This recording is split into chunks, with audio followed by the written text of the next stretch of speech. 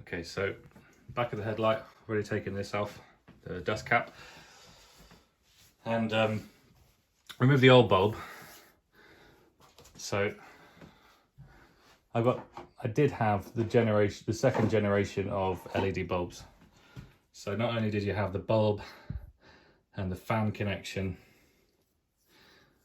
the resistor element and the control unit, and have to put all of that in the head unit, which made it an absolute nightmare. I mean, it's difficult, it's fiddly, and to be honest, the heat produced from it all, I think, was causing one of them to overheat. So after about 15 to 20 minutes of running on a warm day, the left-hand unit would turn off, and then I would have to turn off the lights, turn them back on again, and then it would work fine for another sort of 15-20 minutes.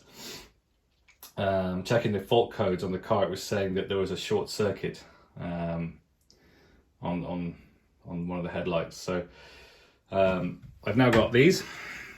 This is the third generation. So what do Philips call these? These are the LED Ultinon Pro9000, and this is the H7 variant. So that's all there is. There's no control unit.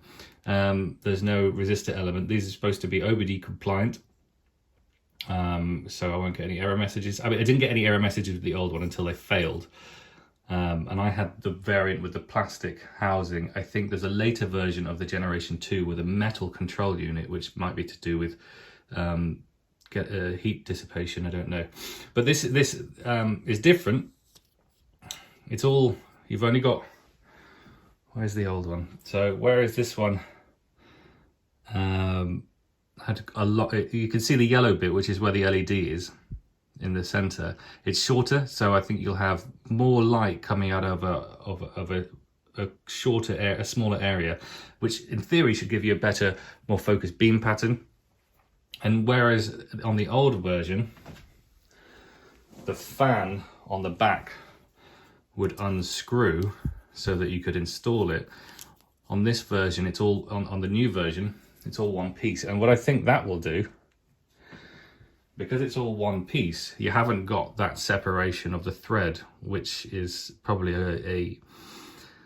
a constraint to do with passing heat from the top of the bulb through down to the fan. So this is all one piece of metal, and what happens here is, I don't know if you can see that, but it's got some little lugs on either side, and this ring comes off. So this is all one unit.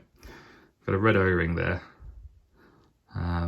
So in theory, it should be better at passing heat down from the, no, bring it down a bit, passing heat from down the body of the lamp to the fan. So the only fiddly area is I found that on the Mondeo, this is the Mark V Mondeo headlamp, and you're supposed to close that down. Helps if I put that on the right side. So that's the mounting ring for the H7 bulb installed. What you then need to do, you've got to make sure they've got a couple of little gaps, one either side, for the lugs here to go in. So if I align those, I should get it.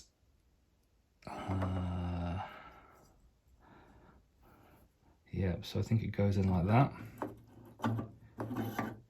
pushed all the way in. And then what I found is, because you've got to turn it then to secure the lugs in place, I found that the way the H7 headlamp is designed makes it difficult. So then I need to loosen the locking spring, pull the pull the lamp out slightly, and then I can twist.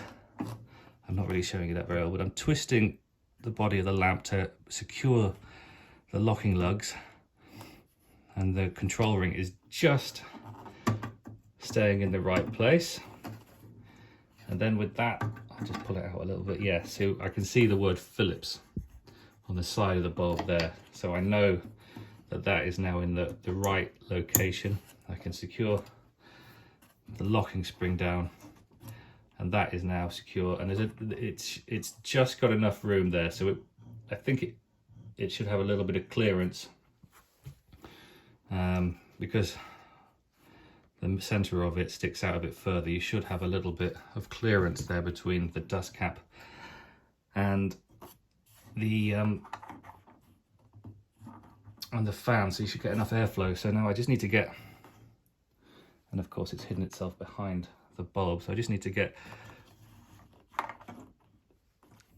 now because I had the old version of the LED bulbs, I've marked this side as the positive, so I already know which side it is. So you'll have to try and figure that out on your own headlamps, because obviously if you've got standard incandescent bulbs, then there isn't a positive and minus for those. They're not sensitive to the direction of current flow. So we've got a positive, I don't know if you can see that just there where my thumb is.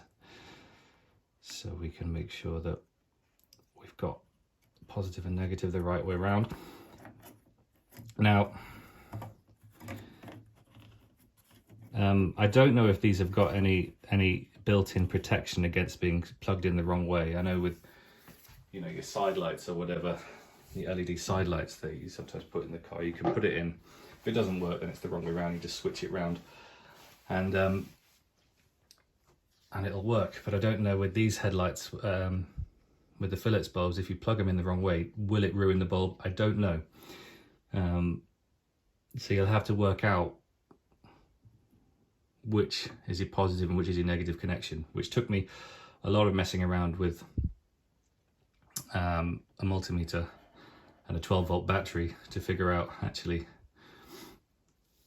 which one it was, but we got there in the end. So that's it. It's much easier to install than the second or first generation bulbs. That's all there is to it on the H7s. I think with the H1s, no, with the H11s, the HIR2 and the HB3 and the HB4, there is still a control unit, I think, or an adapter that needs to be plugged in. But the H4 and the H7s like this, very easy. Just get the control ring in place, twist it in, secure it in place, and plug it in, as long as you've got the voltage the right way around, and that's it.